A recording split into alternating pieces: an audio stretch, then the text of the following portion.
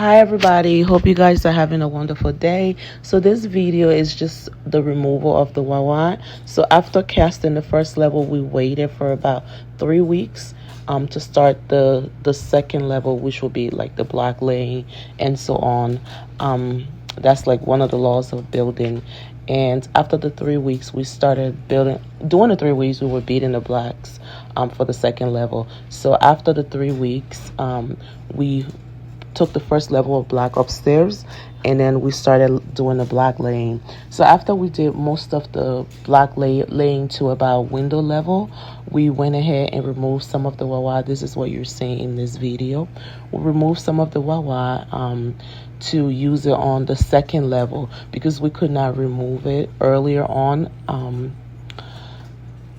because the building is on the road, and removing your Wawa, having it laying around loosely, we're subjecting to people taking it. And Wawa is about 1,200 for one. It's not cheap, guys. It's super expensive, and that's like the most wasteful wood that you can possibly purchase, but again, it served the purpose.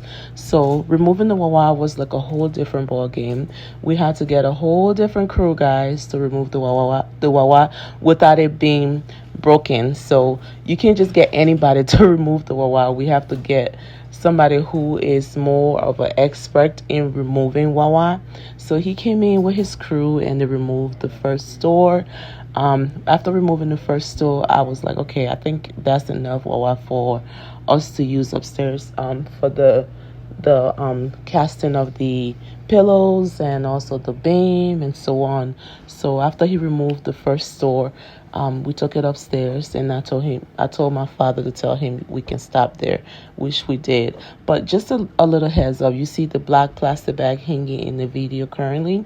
That's the security that we thought was it served its purpose. I'm not gonna say it did not serve its purpose, but that's in between the Wawa. I did not want to put like a big plastic bag to cover up the whole concrete on the top, because at the bottom I wanted to be able to do POP, and in order to do POP on the bottom, I needed the top to have that rough touch, where it's, the rough touch that the Wawa will leave behind. Instead of, I think you can kind of see it now in this part of the video, the rough touch that people will be able to crack and do the POP. But if you put plastic bag, the plastic bag gave it like a very nice shiny feeling that you can only put paint over, and that's not what I wanted to do. I wanted to do POP in certain stores. So this is the finishing, and also the plastic bag, like I said previously, it served its purpose, but it didn't really save us from much because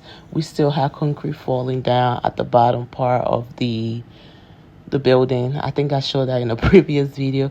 My father would say those things was happening because the carpenter was taking a nap after he got through eating. But I also think that the plastic bag did what it could do at the moment, didn't serve the whole purpose. But that's a very good trick if you want to put POP at the bottom part of your concrete.